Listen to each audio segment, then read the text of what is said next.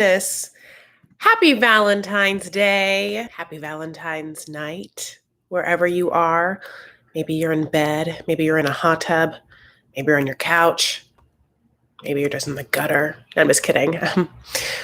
Maybe you are in the gutter, honey, but you have Wi-Fi, so you're here, and I appreciate that. And welcome, because we're going to talk about tonight's episode of 90 Day Fiancé Season 8, Episode 10, The Devil's Work.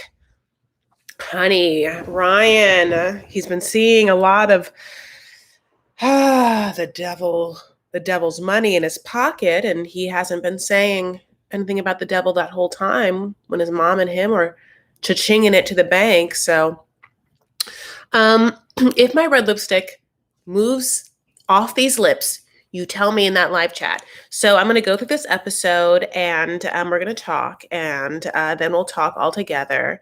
But I love you guys so much, and I'm so happy to see you guys. Ooh, Vanessa's here, Mickey's here. Oh my God, I'm so excited. People are going to roll in. Sorry, I just had a look. I like the 50s look. You know what I realized? Yeah, that's this. What am I? I'm wearing just a blouse, but it does look 50s. You know, this whole week has been about Generation Z telling my generation that they don't like a side part. They prefer a middle part. You guys, look how bad this looks. Look how bad. Look how much better I look with the middle part, okay? A side part. This is, you guys want to tell me I'm pretty, which I do appreciate, listen, but I'm just saying for what this conversation is, middle part,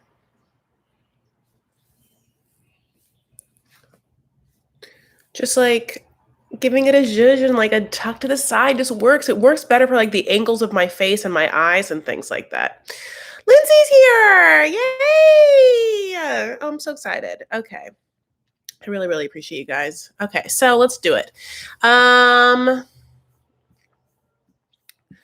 Let's start with, I think Mike and Natalie's the first peeps. Okay, so Mike and Natalie. Now, she's been learning the English. She knows English very well.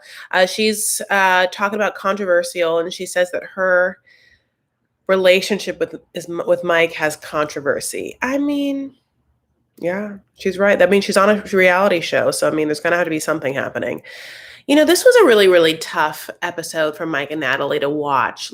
I will tell you that I think that absolutely the producer set up the whole psychologist thing and the storyline of he's not going to do it. Oh, guess what? He's going to do it again. So, but I will say this when we get into that, that guy, that therapist they brought in, I really liked him. I just liked the verbiage and language he was using to talk to them. And I was like, does he take Zoom? Can you tell me what's happening in my love life and lack thereof? Happy Valentine's Day. Where's my flowers? Where's my jewelry? Where's my lingerie? Cosabella, the curvy never say never bralette, 34F or medium. Okay, so that's the whole thing, right? So Natalie wants him to go to the psychologist or the therapist. He's doesn't want to go. And at first it's that he's just being cheap. There's no reason not to go. You literally cannot agree on anything. You hate you hate each other. It's so awkward all the time. But Mike is broke / poor / cheap. One of those. I don't know which one it is, but all of them is hard to deal with because he is unable to I don't know. You just never want to, it's hard to be with someone who says no to something you need so badly because their first backup reaction is they can't afford it. It's hard, but anyway, that's just me. I'm privileged. I go to therapy. So, but Mike, needs another woman in his life to say the thing that Natalie is saying for him to take Natalie seriously. So, for instance, Natalie was we should plan a wedding or pick a date for my mom, and he was absolutely not. But then when his mom said he should do that, he's okay, we can do that. So then Mike goes to get his hair did. It's been 6 weeks, clock it, since his last hair did, and it's the same girl, and I forgot her name. I write it down? I should know her name. I'll look it up. And he's telling her all about it. And I'm sitting there and it's Mike, like, it's hard because we know, like, we know where Mike and Natalie are right now today. So it's like, what is real and what's not? But I will tell you that it's hard to like have him be like, I don't know what's going to happen and I don't know what I should do. Cause you're just like, run away. If you don't know what you should want or do, like at this point, should you just not do it? That's how I am. Like, if I don't know if I just self sabotage everything, but if I'm not like, if I'm half and half, I'm out. If you know what I'm saying, like, of thinking that something is good for me or I can do something, like I have to be like more than half and half. Everyone can be. I can be half and half of the tree. Like there's some pretty trees out there. Like so. With Mike, he goes to get his hair did, and he's like, I don't know what's gonna happen because there's all these problems. And at one point, the hairdresser's like, haha, all these problems. You know what you should do? Date me. Ever thought about dating me? So you're like, oh, that's what we thought the whole time. And she, brushes it off real fast, like JK. And, you're kind of like, would she hit on a client? And so brazenly on TV, but then like, of course she would. And were you kind of like, Mike should totally be with this person? This is the person Mike should be with. Like, I think that Mike would be more comforted with those big old titties every night in that cold, cold mobile home than he's going to be with like Natalie and her like frizzy hair. Natalie's great. She's a city girl. She told you that. But here's the thing. Hairdresser girl is like, yeah, go to a therapist. Absolutely. You're dumb for like even thinking that you shouldn't. He's like, oh yeah, should. Okay, fine. Another woman tells him that. So he's like, fine, I'll go. And then they sit down and the therapist, who's so lovely, right? I mean, what a gent. He's like, why are you guys here? And like, Mike's like, typical Mike. She set the appointment. So like Mike acts like there's no problems. What do you mean? Like, that you whatever. So, but I will say this to Mike, like Mike, I don't know if his thinking is that Natalie can't communicate with him. So why should she communicate to a therapist? Like he reiterated that. But as this therapy session goes, he just nails it to the exact thing that always has been the problem, which was this. He doesn't feel like Natalie loves him, period, is in love with him. He doesn't feel like Natalie's in love with him. And I honestly feel like he's desperately in love with Natalie. But he can't deal with the like hurt and humiliation, knowing and feeling that she doesn't feel it back. She just somewhat feels like she's settling with the idea of him. She's just talked herself into, well, I'm old and I'm already been married and I want kids and my mom loves him and he's American and he's tall and he loves me. So I'm just going to do it. And he like knows that. It's really heartbreaking. I find it heartbreaking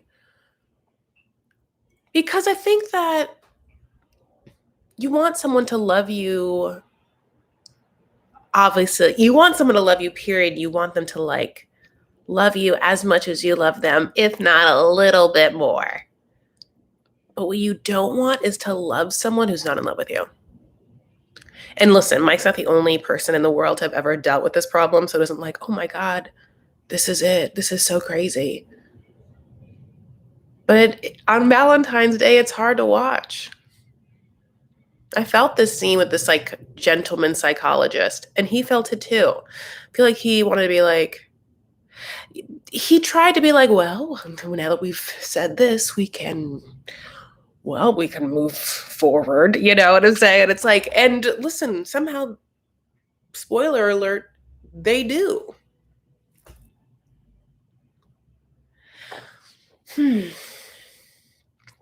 Okay, so just because it's alive, drop down if you feel like you either are looking idealistically, oh, that's loud.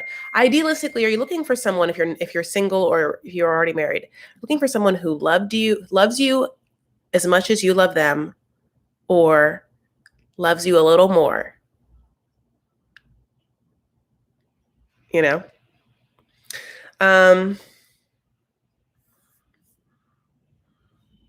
Seeing something on my calendar. I'm like, I didn't have that on my calendar. That's so funny. I don't have that today. Started 22 minutes ago. That makes no sense. Okay. All right. So let me go back to my thing. I'm so sorry. I'm having like a thing where I'm like, I don't have to be somewhere. I have to be in this live. What are you talking about? Calendar? Don't tell me what I have to do. So that's that. And let's move on to someone like a little better. Okay. Jovi and Yara, next couple. This opens hot, and I will tell you, the only tweeting I did in this episode had to do with like one scene, which you'll know what I'm talking about, which is this. Yara is tired. She's pregnant, and in the days of pregnancy where like you're throwing up all the time, like I haven't been pregnant, but like I can't imagine, like I've heard about, you're just puking, everything smells, God, just everything, just like whatever.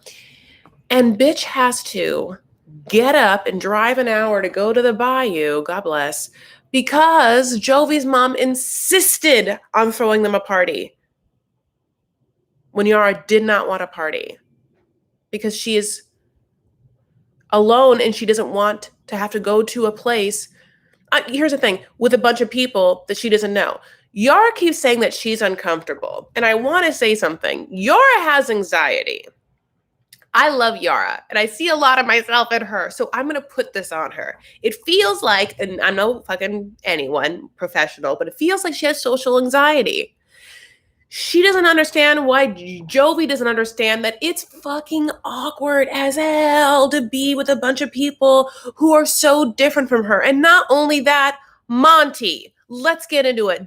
Jovi's dad, who is horrifying and has no idea why he would ever be considered horrifying, and I'll tell you why. Jovi's dad has the audacity, that's not a word, to like be like how you're liking New Orleans. And she's like, honestly, not good, like I'm scared, like I don't like it as much. And here's the thing.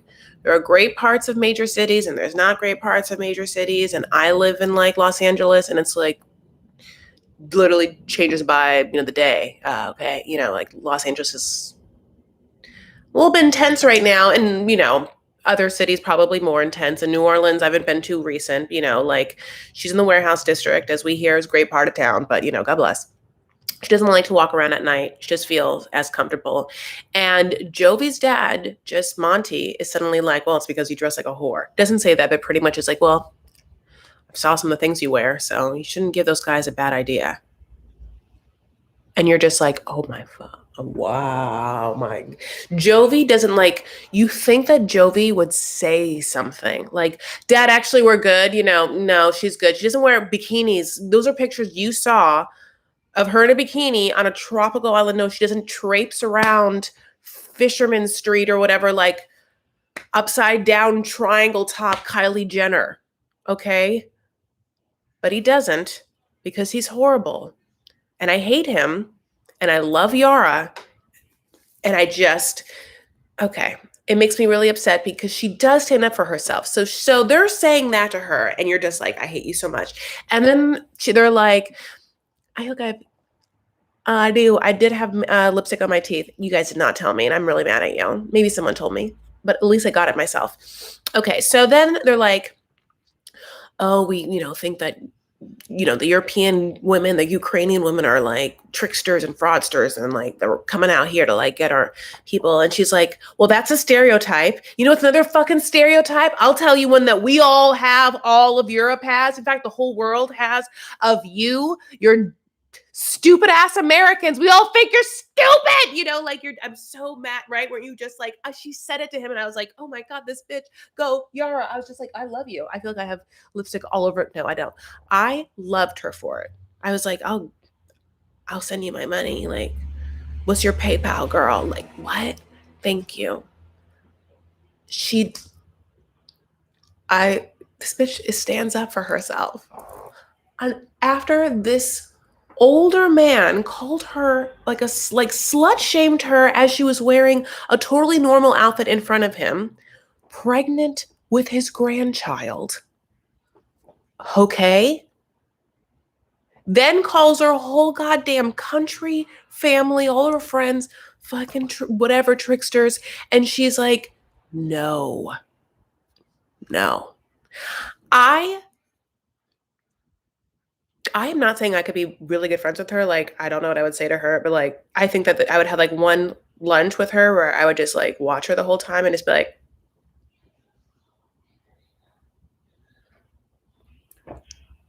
drinking or whatever. I don't know what to do. But she just like gives me something that like I need watching this show, which is someone to root for. I left the door open, the window open, and neighbors taking out the garbage. But yeah, I like her, and I hate Jovi. So Jovi's mom is also like, are you excited about the party we're throwing? And she's like, yeah, because you said it would be a small party. She's like, yes, ma. I invited 50 people. Okay, like no one gives a fuck about Yara. And Yara knows it. So Yara just doesn't give a fuck about anyone. And Yara's pregnant and Yara doesn't want to deal with anyone. She doesn't want to go to a crawfish boil. Having said that, I think that she totally should at some point. It's just that it's unfortunate, like she's already in a bad mood, you know what I'm saying? Like you could have just got her. I think you should have just fed her something, gotten her from a nap, taken her right to the crawfish boil. And the crawfish boil should have been the engagement party, period, the end. It would have been just super chill, like we're having a crawfish boil or whatever. And then just like, that should have been it, 4 hours tops. She gets to like sleep on the ride home back to New Orleans. But like the fact that you had this thing and this other thing, she can't go to both. So then she's just alone in the parents' house. And as they're driving away, the parents like, did we lock everything up? As if this woman pregnant with your fucking grandchild, I'm so upset about this, is going to like steal from you. I just like, I have so much hatred in my heart for Monty and Monty's wife. I don't know that person's name, and Jovi. I mean, I don't know what to tell you. I mean, I wish they were like a rib and like Army was like at Chili's, like baby back ribs. I'm not quite sure. It's a horrible joke, but I will tell you, thank you so much for the super chat, Melinda, and I don't deserve it. Happy Valentine's Day. That's really, really sweet. Thank you so much. I appreciate it. Have you been talking, Melinda? I haven't seen you before. Melinda, did you change your name? Thank you so much. That's so nice of you. Yeah, I appreciate you guys are here. If you haven't yet, will you, thumbs up this video and I'll stop like giving any sort of inappropriate jokes. Thumbs up this video just means, giving it a little likes, a little thumbsy upsies, whoopsies. And then sometimes you have to exit out of the chat to do that. That's annoying. And then you just come right back in. And it's annoying. It's like a thing to have to do, but it's a free thing for you and great for me. Like really good for me. Like if half the people, I can't imagine like half the people did it, be like crazy. It just tells you too that like this girl has great lipstick on and we like her lipstick. And yes, we know that it was on her teeth. And no, we did not tell her. And we're in the wrong because she's doing this on a Valentine's night for us with lipstick just smeared on her teeth, honey. And we didn't tell her, but we'll give it up. This little thumbs up. Okay, I love you. So I really just hate everything that happened there. Like, so yeah, they come back from the crawfish boil and he brings her some crawfish. And like she's not feeling that crawfish, Oh, Vanessa, happy Valentine's Day. Oh, look at this woman. Look at this gorgeous Hillary. Thank you so much. That's so sweet. Happy Valentine's Day to you. That's so sweet. Thank you. Shoot out my love. Yeah, look at this. Look at this. Look at this, Vanessa. Look at this. Hi.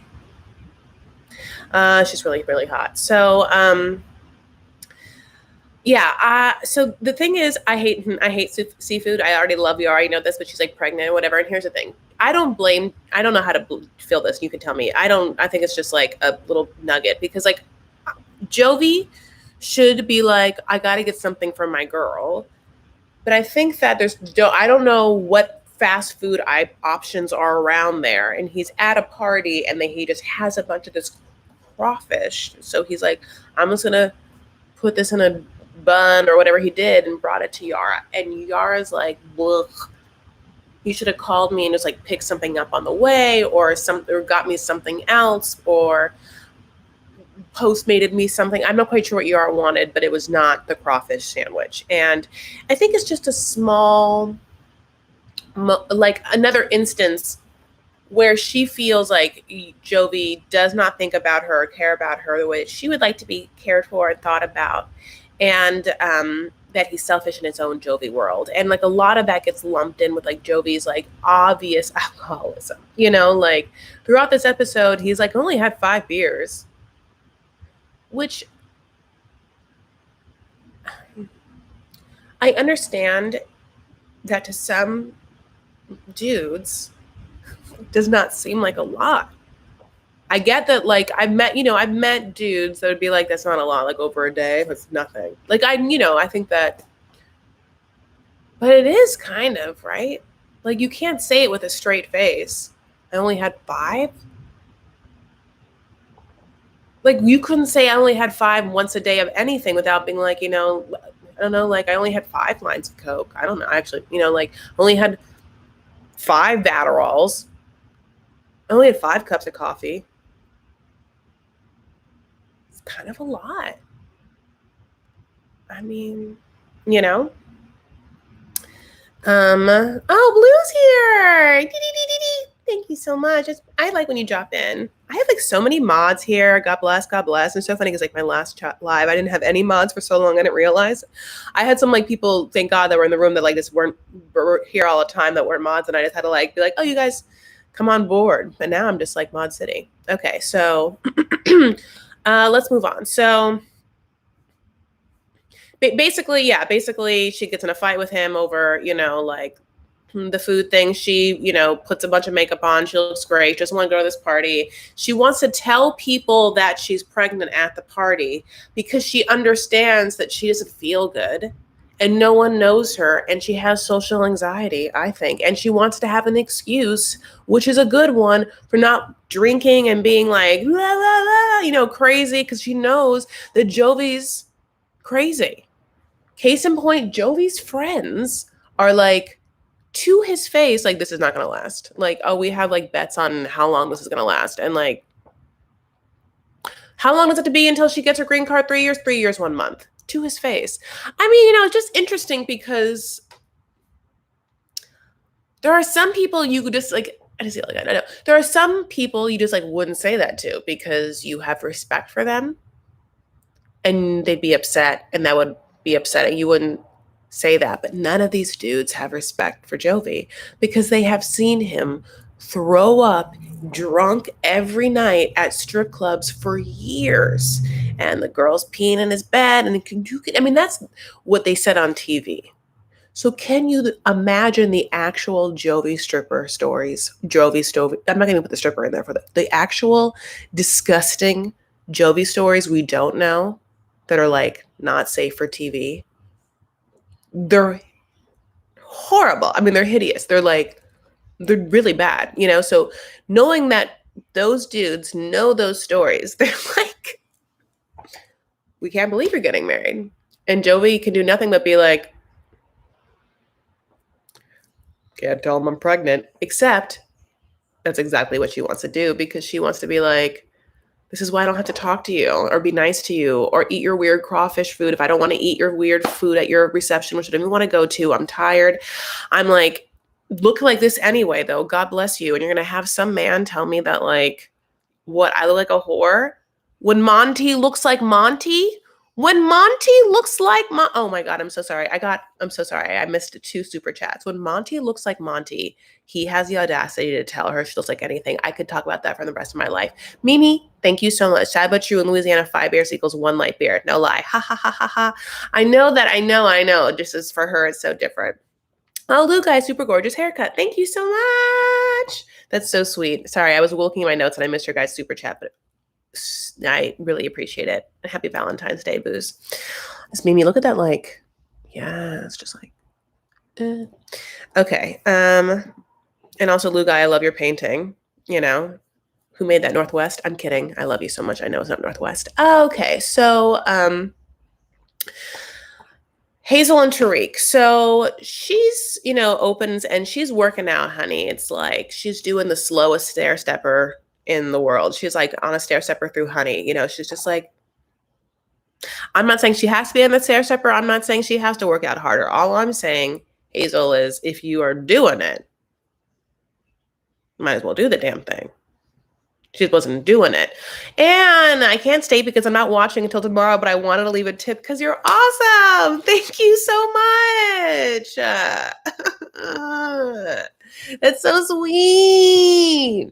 Okay, watch tomorrow and then watch this live or listen to this live or something. You don't have to watch it. And then I'll do an edited recap. But thank you so much. And I really like your mask. And happy Valentine's Day. You guys are being really, really crazy generous. I have to remember sometimes like how sad I can be for no reason, like on things like Valentine's Day, and then remember that like there is so much love in this world. Not that your tips are love, but that you would there'd be 92 people in this room on Valentine's Day, like listening to me like talk about some dumb reality show. I love you and I really appreciate it. Thank you. Also, Sawai's here, and that's Wa's sister. If you don't know, she should be a mod, but you're not. I'm just gonna make you a mod so that you're blue. Well, you don't. So why you don't have to do it though? You know what I'm saying? Anyway, so she's fucking great. And she's taking care of Wa right now. And so why you're doing a really, really good job. Wa and I talked about it, how good you're doing, and how like she couldn't do it without you. Wa's like she was open about this. She's going through like a little like journey, if you will, and you can follow that on her. Wa, if you guys, for anyone who don't know, is my friend Wa, who's just call me Wa on YouTube. So her sister's in the room and I'm talking to her directly. So Wa is doing such a great job taking care of Wa as she like is going just like recuperating from a little procedure. And yeah, I'm just so happy. Thank you. And they're sisters, so she's, of course, but just like, we talked about how amazing you are. It makes me want to cry because I don't have sisters. And it's hard during this COVID time. Okay, so Z's wozies. We're going to move on to, Hazel. I remember we're talking about Hazel and Tariq. So she's working out. It's on a stepping situation. It's honey through honey. And Ari's there. And then she gets this news. The news is like, COVID obviously happened, whatever. But then her son, Harry, like has a fever. So then,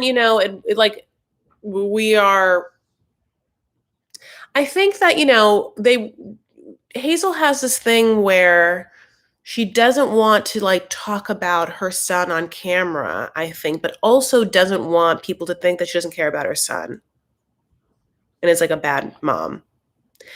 And that's like what I intrinsically think, like, unlike for someone, let's just say Larissa, who like never wants to talk about her kids on air, not ever. They don't even come out. Like maybe once they did, but like not ever. Yeah, I don't know. Like she doesn't want to, there's nothing about Larissa's kids hardly ever. And, but in this situation, we hear a lot about Harry, but, like it's kind of like a weird hint of it. And then she'll be like, don't talk about him. She whispers to Tariq, like, don't ask me about my son, like as if she wants the scene to stop in some way, or she wants to try and direct the scene that she knows is supposed to happen, which is maybe the producers were like, talk about the son, when she's like mic'd. So she can't do anything except just sort of try and whisper to Tariq to like help her out, like ixnay on the scene or whatever. So it's interesting, like it's just so we are toggling in between like Ari, the autistic kid, and Harry, the COVID, and like, the Philippines, and then they're just like swinging sex life. It's just such the A, B, and C storylines of this couple are just like,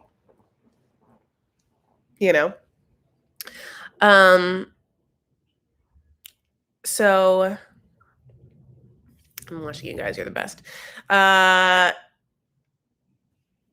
Okay, so this conversation also has a couple of funny parts, which is just, Hazel is obviously worried about her son, and like she can't get a hold of Harry's stepmom, right? Like the woman that married her baby daddy. And then they do, and they have a conversation. It's like, oh, good. And like Harry's totally fine, like a remarkable recovery. You know, those kids, they bounce back. So, like then Tariq like is like, oh Harry, you know, like just, you know, like this is what you do to like not get sick. Out, you know, like next time and just like for the future reference, just get some fresh squeezed orange juice and just like have a bunch of it every day. And you know, and Hazel's like, they can't afford it. Fresh squeezed orange, they cannot afford Tang, honey. What do you uh, you know, and no Sunny D, no nothing, you know. And he's like, okay, cool. Just sorry about that. I got one for you. Just every day, Harry, just go out, do some jumping jacks. And weren't you kind of like, I think that he's fine. Like, I don't think that he should like burn any more calories, honey. Like, I don't know what the calories he can like, you know, spare. But like, I don't know how the fever was, but like, let's like not like do a bunch of fucking like cardio. You know who should be doing cardio? Like, but like, he's good. Um, Also, hilarious part. Okay. Ari's there, God bless her. And he's like, Ari, like, um, look at Harry, like, you know, that's your new brother. And Ari goes from just being like, God bless her. I know that she has autism, but that's not that what that moment was. She truly does not want a brother. I mean, she knows what that word is, honey, and she doesn't want a brother. Not no. She doesn't want a brother. This kid is fine on that computer, far away. But that kid does not have to get all up in her toys. He's gonna be grabbing everything. He hasn't seen anything. He's gonna be, can you imagine what he's gonna like? He's gonna be a kid. He's gonna be like a little kid in a candy factory. Same thing. He's been a kid in her toys. I mean, she doesn't want it. You know, like she's like, I'll let you guys do the sharing. You two, because I know exactly what's up. I'm very smart. So you guys share with whoever you guys want to share with. Leave me the goddamn out of it. I'm fine. I'm Ari. I'm gonna be over here putting on this light switch, honey, because I want it on. And that's what I said. I like Ari. My dad's watching The Little Mermaid, and it's the part of the world. And it's one of those trigger songs for me where I want to start singing it. Also, it was the song Part of Your World that I started voice lessons to sing. I was so obsessed with it where my voice teacher, like after like lesson 4 was like, cool, I love that you're here. You have to stop like trying to literally mimic, because I would also not sing any other song, right? She'd be like, what do you want to sing today? I'd be like, Part of Your World, over and over again. And I would also try to mimic her. She'd be like, you can try and sing it in your voice. And I was like, I don't know when. But ends up being that I was a mezzo soprano belter and not a pure soprano like Jodie Benson was. So you got to find your way in this world. Stephanie and Ryan. Okay, honey. Stephanie had laid so many nuggets in the beginning part of Stephanie's expository parts that like I had forgotten about the hula hooping because there were so many details, right, that like took precedence. And I just love that, by the way, there's like so much blue in this chat, God bless it. That like when the hula hooping came back, I was like, oh yeah, she also has this whole thing with the hula hoops and the Guinness Book of World Records. And she's like, it's not so much moving your hips, it's just like weight placement. I mean, you know, she barely moves and the hula hoop stays on. I'll give that to her. You know, like I can't hula hoop. Like I have my hips are so big. I have an interesting shaped body. I have like not a like a bubbly butt, which I would love one, but I have big hips, you know. And so like I feel like I should be good at hula hooping because it feels like the hula hoop part should kind of stay around like my smaller waist part and just like never really go past it. Almost impossible because of the size of my hips. But I cannot hula hoop, and this woman is great. I mean, even Ryan's like, she's great. She's fucking great at it. You know, my woman can hula hoop. You know, and when she sets her mind to something, I've seen that. She'll do whatever it takes. She'll throw whatever money at it to do it. No, I cannot hula hoop. No, I have so many other skills in this world. Hula hooping's not one of them. I also feel like, you know, like I didn't grow up being like particularly body confident and fluid in my movement. So I was never like, I just learned to ski this month. You put me on like skates of any kind and it's not pretty and it's not good, like I don't know. So that's me, honey. We're all working through it. Um, so then we have this horrible conversation with Stephanie and Ryan. And they really are trying to say like the hula hooping has been like one of the highlights. Like we just love it when we get to have fun and hula hoop. When we're not having to like have sex or talk. Anyway, so they have a conversation where Stephanie's like, well, like, what does your mom think about you moving to America? And he's like, she's whatever. She's chill. And she's like, and Stephanie is prodding, and we get to find out that Ryan's mom blocked Stephanie because Stephanie, as we know, gives them money and manipulates situations in order to get contact and accessibility from a whole family, not just Ryan. So she texts. We knew that she was calling Ryan's mom when she couldn't get a hold of Ryan. And then Ryan's mom had to give Ryan updates like the weather, which I think is so crazy. And we find out that she had texted the mom being like, well, you're not did you get the money like that I sent? And she's like, yes, thanks. And then she's like, well, if you don't want to thank me, then just give it back or whatever. And just like probably was pilled out and drunk. And I'm sure texted a bunch of crazy shit. And that mom was like, fuck this bitch, block. And that's how it's been. So Ryan knows that. And Ryan's like, look, I'm not done with you. My mom's doesn't want to do anything with you. Just don't bother her and she's not going to bother you. And Stephanie has to just be like, okay. And in Stephanie's confessional, she's like, well, I haven't sent them any more money. And I mean, this is such a shitty situation between the two. And I think that we know that there are shitty things that happen.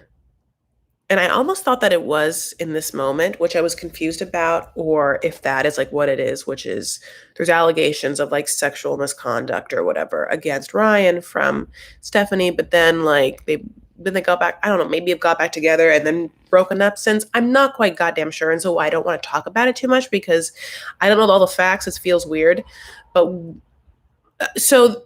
okay, let me say this. So then what happens after that horrible conversation is they like just go back to the room and they start fighting again.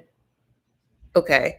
And you're like, it was a little confusing if this was the incident that sparked the sexual misconduct allegations, which was that something like Stephanie, I think, I'm not quite sure if this is 100%, so whatever, but this is whatever, God bless. So don't like print this. I think Stephanie's thing was that she said that Ryan stealthed her, which is that they were having sex with a condom and then he like ripped off the condom and then like put it in or something like that is what I think happened. So when this sudden fight happened at night in the hotel, I was like, is this moment? Like, is this the aftermath of this moment? Because it was confusing how it went down. And suddenly it was like, well, where are you going? And why aren't you being honest with me? And we're like, well, what is it about? This couple is one of the most toxic couples I've ever seen on the show. Because I think of the mismatch in age and economic status. I'm like trying to think about, like I hated the old guy with the icicle. I called him Daddy Yellow Fever from long, long ago. Like that was a really toxic couple. And I can't remember their name now, God bless. But I'm talking about like season 2 or 3, like Daddy Yellow Fever. It was like the 59-year-old with like the 19-year-old Asian girl. Not the one with the pretty model one that had the ex-wife that liked her. Not that one. I'm talking seasons before that. And then I'm trying to think. And then like obviously Larissa and Colty are pretty toxic. I'm trying to think of like, I'm trying to think of like, yeah, like just where you were watching, you're like, I do not want to watch you. Because even like some of the toxic parts of Darcy, she's still watchable and entertaining. And you don't feel like one of them is like in the Darcy Jesse situation, or even the other one, like you don't feel like one of them is substantially worse than the other. I think both of them have such negatives about the way that they're handling the situations that you're just kind of like back and forth with how dumb and stupid they both are. But in this situation, it feels way more like nefarious, way more darker. So I don't like even really watching them or talking about them. And I feel like I keep hinting at the fact that I'm not going to want to talk to them about them anymore. And after this confrontation, when they reveal like what this is about, there's a good chance that I won't talk about them for the rest of the season because it makes me awkward like now. I think that, uh, you know, people always ask me also like why I don't talk about Love After Lockup because sometimes it's too unfun to talk about. It's too toxic, or I feel like I don't like these people. I just don't feel like I want to like take them into my life for 2 hours every week, nor like creating the content to talk about them. It's just a lot. I love 90 Day Fiancé, and this season I'm obviously into, so it's not a problem. But let me just tell you. So,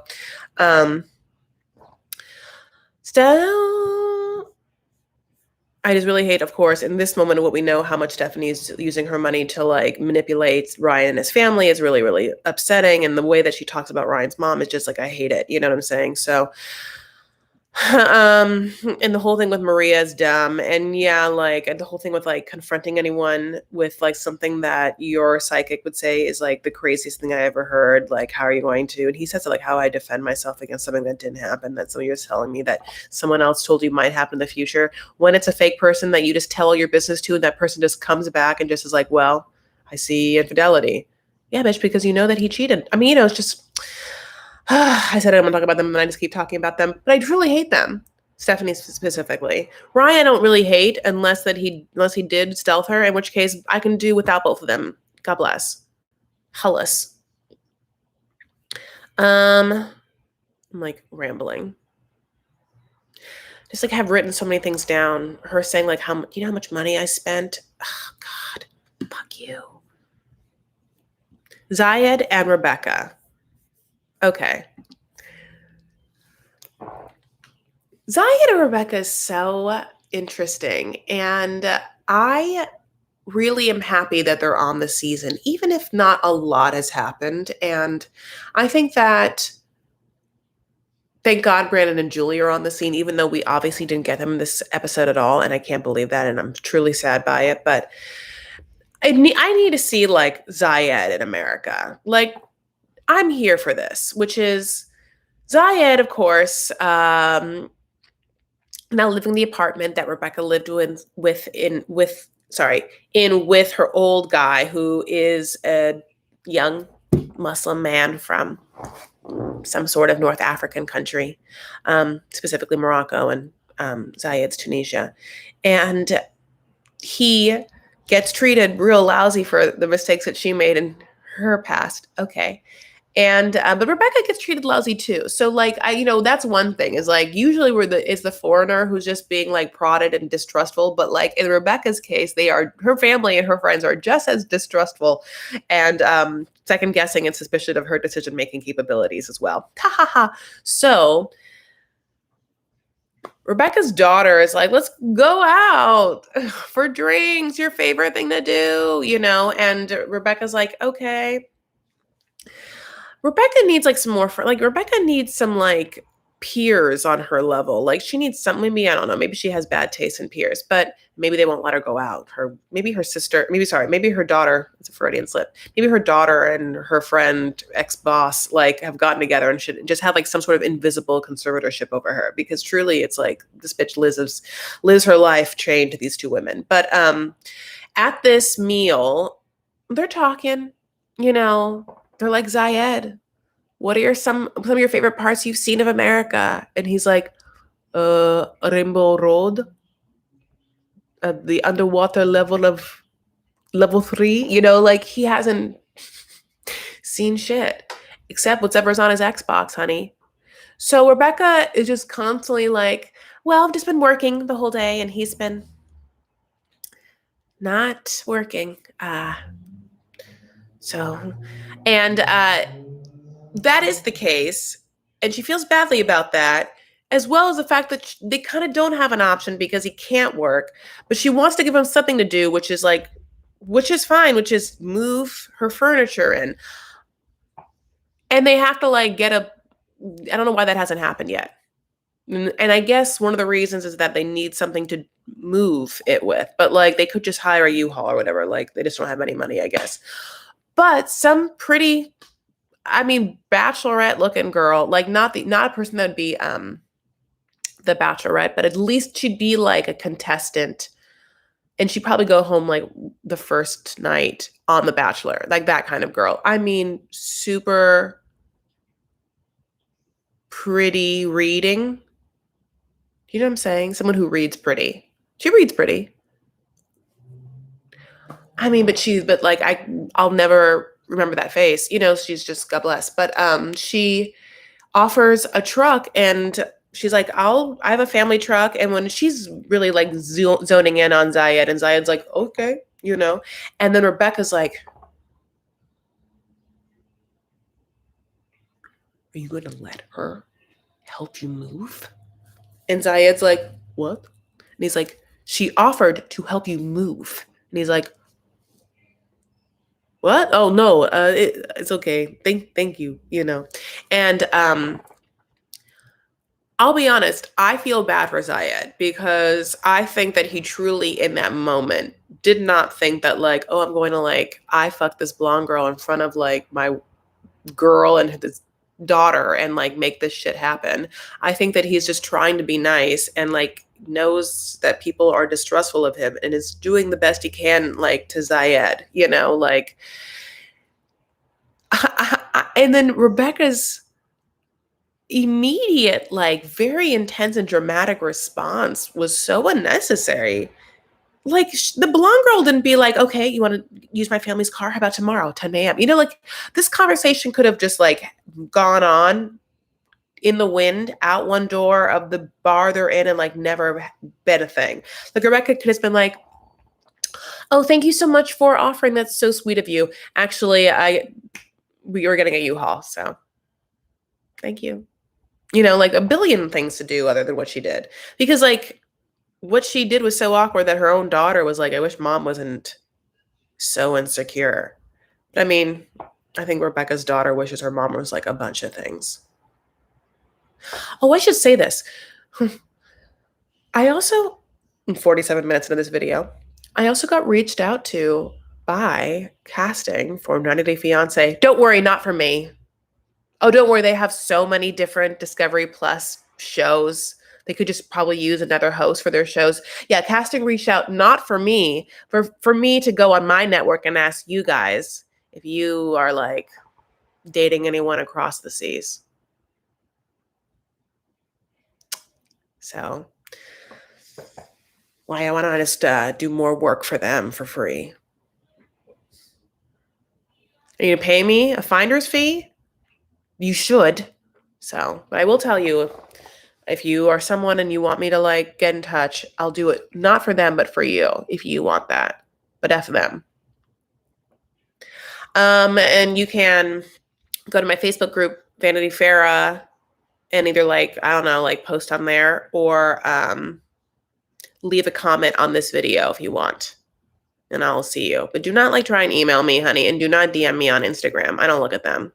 It's very invasive. I'm not into it. Okay, so I just get like anxiety over certain things on my phone. I have to like keep things separate. Is that weird? I don't know. You tell me. So I love Sawai. This conversation's like awkward and Rebecca's insecure and Zayed's like trying his best. And he's also wearing a red, you know, baseball cap, which all of us, and it's like it has like some sort of writing and it's, you know, blurry. And we're all like, oh my God, what the goddamn where is that? What is that red cap you're wearing? And it's like an Under Armour cap. I can tell it's the Under Armour symbol. I just really liked that one guy that, okay, I don't know if you like, for some reason this really tickled me. I think that we give a lot of like flack to Rebecca's boyfriend who like has a face like he wants to kill everyone, and that's the God's honest truth. But it's not his look which is off-putting. It's his face. It's not the way that he aesthetically looks, which is just like, oh, it clocks a little bit as maybe being something super conservative, but is actually the anchor in his demeanor that we're like, oh, you're scary. Case in point, he has a friend that sits next to Zayed who also looks like, oh, what's that happening there? But he's so jovial and warm. They're like, oh, he's fine. So they're like, oh, Zayed, what are some big differences between your homeland, and America? And he's like, oh, like we cannot touch women. We cannot look at that, honey. We cannot like, I can't touch a woman, And then he's like, oh, you can't. So this jovial guy is like, oh, you can't touch a woman. Oh, that man, that's crazy. Because we had this one friend, and proceeds to tell a story. We had this one friend, a good buddy of ours, who just like fingered some girl out of a Superdome. I mean, he said fingered, and it was not the Superdome, and he really meant like boned this girl. But like, it seems like they have a friend that just was like absolutely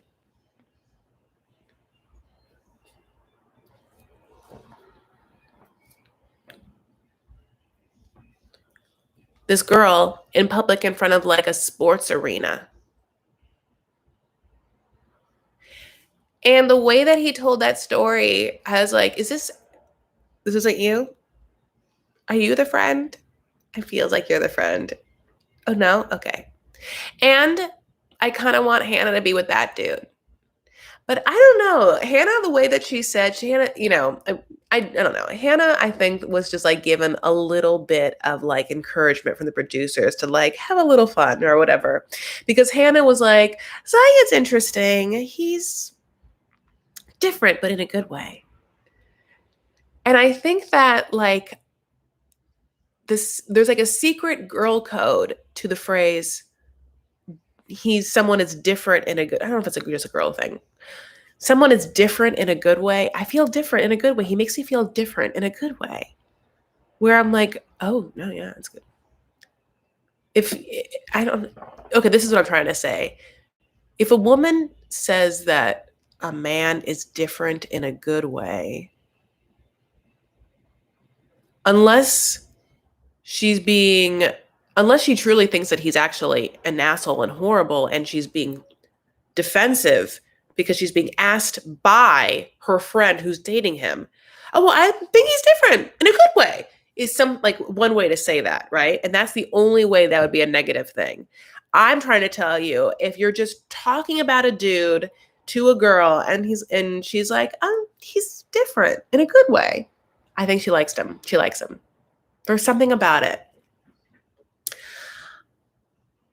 Zayed is mask. You know what I'm saying? He's thick and he's mask. And he is diff. And he looks like he's like 45, like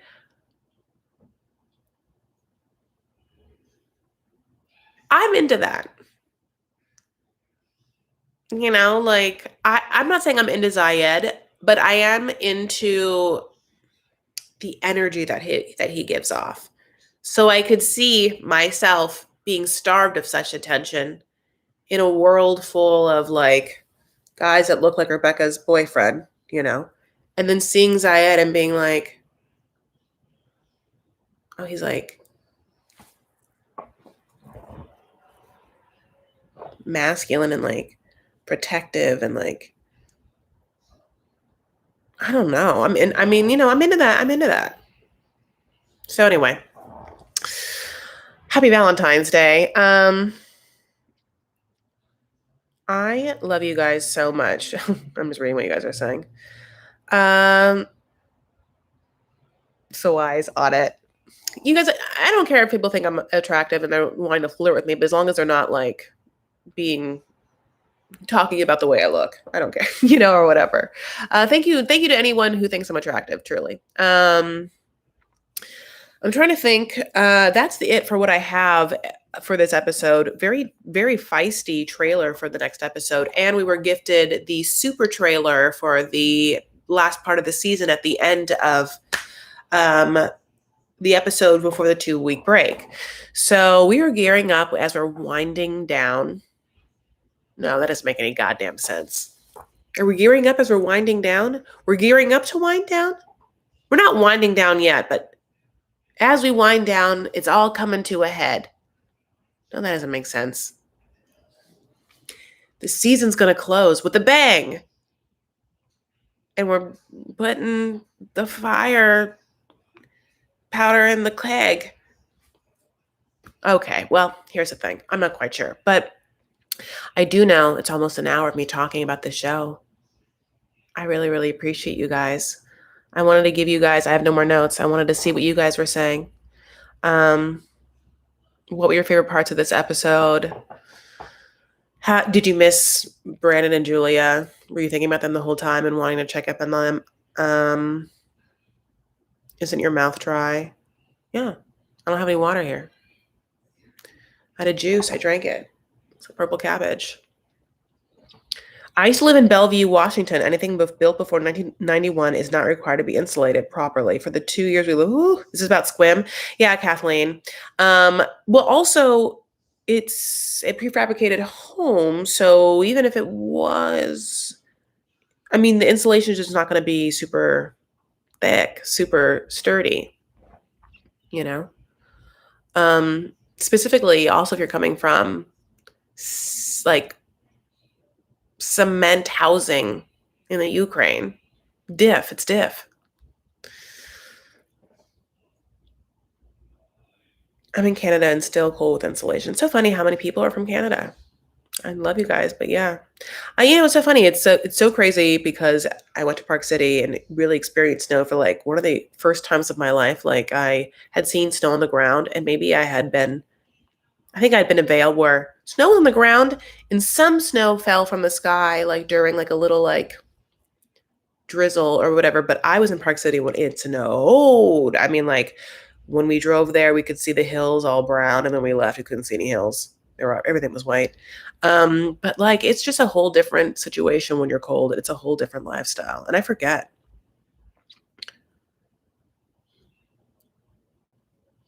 See, Robin, so do I think you're beautiful? I don't know, honey. You tell me. I get major. I'm the best thing ever vibes from Colt. Egads. Yeah, Colty, lost some LBs, honey, and he's sure feeling himself. Like the come ups, everyone gets on a show and then freaks out with the way they look and then tries to have a come up. Like Rosemary, honey, like her makeover is, quite a look. And yeah, same thing with Colty. Even when you look back at early Darcy, she looks different. I would say she looks different. I forgot that I did sign up for Discovery Plus because there was maybe you can do this too if you want. Verizon Mobile has this thing where you can sign up through them and they pay for like 6 months and then you have to pay after that or whatever. And I'm sure you have to be on it. It might be annoying to like cancel, and I'm sure you're going to be like locked into some crazy contract if you don't. I mean, I don't know, but I did do it, but I haven't used it to watch any of the content yet because I never even watched like the 90 Strikes Back stuff anyway. I'm not a big fan of like watching cast members on their own like computers talking. It's just that they're not creators and artists. They're personalities. So not being able to watch them in a habitat that is like a documentary style isn't for me. I'm not trying to they don't make me laugh. They don't make me think. You know what they say? It's too mindless to watch them like that. I can't formulate my own opinions with them just talking at me. Does that make sense?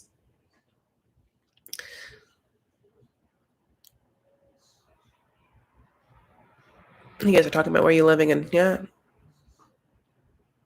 Lacey's lips. I know you guys. I feel bad that I don't watch Love After Lockup, but I told you why. Yeah, it feels like just constantly punching down at people, living in some sort of cycle of like a social economic place that or attic place, or I mean, I don't know. I tried to start watching again and it was like, oh, I forgot her name. The red-haired girl when her mom died or like had some sort of addiction. Oh my God.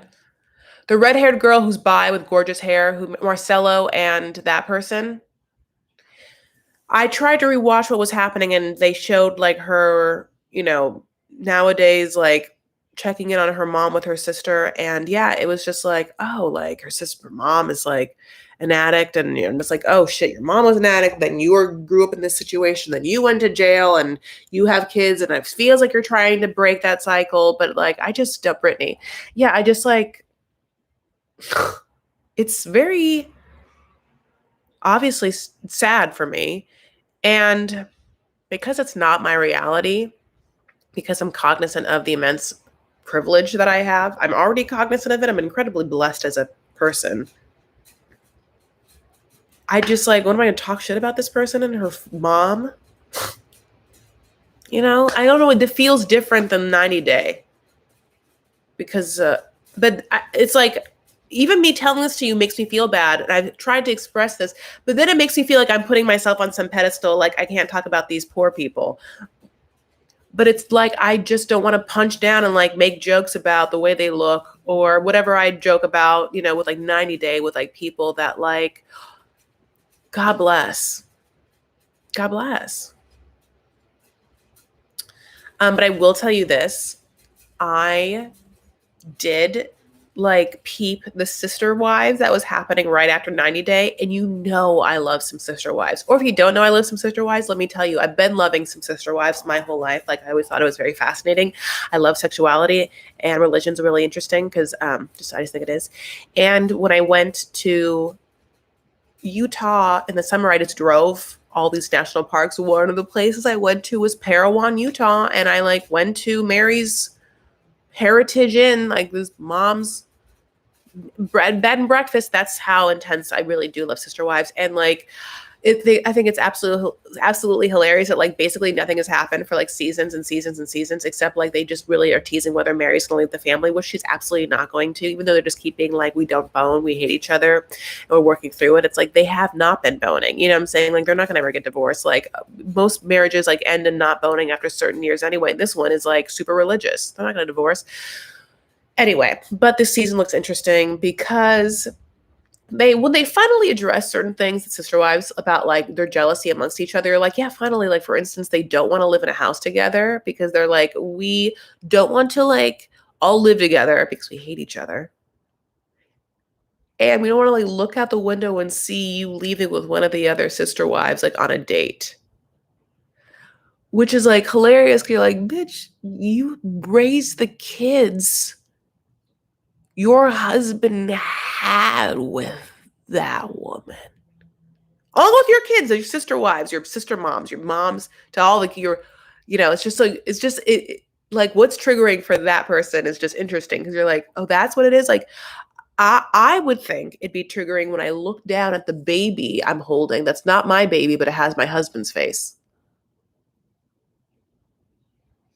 But I think that'd be triggering every morning. It's so fascinating and it will always be fascinating. And that's why I think it has like 15 seasons. And basically the only thing that's happened is like Mary's catfish and Mariah coming out and like them finding Robin and marrying Robin. And that's it. That's 15 seasons. But I also like it because he wants them all to move in a house together because that's what he wants. And it's easier for him. He's been moving all over the place, so it's like and it's like such a patriarchal society in this situation. It's because a polygamist in this situation, only the man can have more than one wife. That's how you know it's patriarchal, is that he's like, I don't care what anyone wants. This is what's easier for me. This is what I want. This is what it should be. But at the same time, to his, I don't even know his religion, but I'm assuming that that most of the time, the families that choose to live the way they live in the fundamentalist sect of Mormon theology that they do tend to live in the same house together. I also think that usually they're not super rich where they can just like buy a bunch of homes because they've been on a reality show for 15 years. Okay. That's all I have to say about that show, which is not the show you guys signed up for. So I will tell you this. It has been a pleasure talking to you. I really, really enjoyed it. This has been such a like a Valentine's Day to remember. And the truth of the matter is, like, during even this whole COVID or quarantine time, like the most probable like connection and like unity I felt is talking to you guys on YouTube streams. So I guess, and I'm saying that as if it's bad. It's not. I mean, I love you guys truly. I also think that like probably I'm, probably devoid of actual human touch and connection in real life. Like I can't imagine being hugged. Like I'm just like, I don't even know what I'm gonna do. I'm gonna freeze. Much like the time that Jason Priestley hugged me when I was like 14. I did freeze and I couldn't do anything. And then I started crying. But I remember that feeling.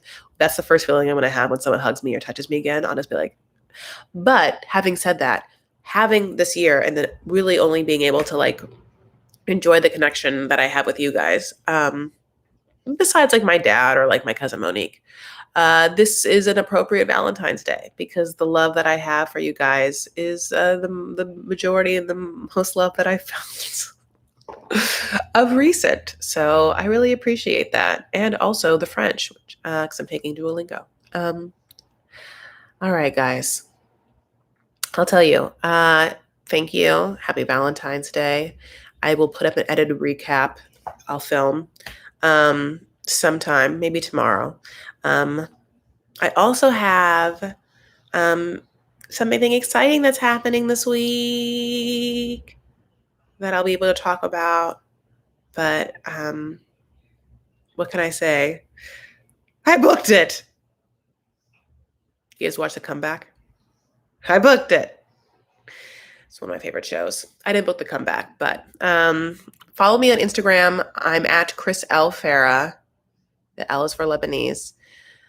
And Twitter, same. Or you can find my Vanity Farah Facebook group and join that. And other than that, that's it. That's all I have for you guys. I really appreciate you. Thank you for liking my lipstick.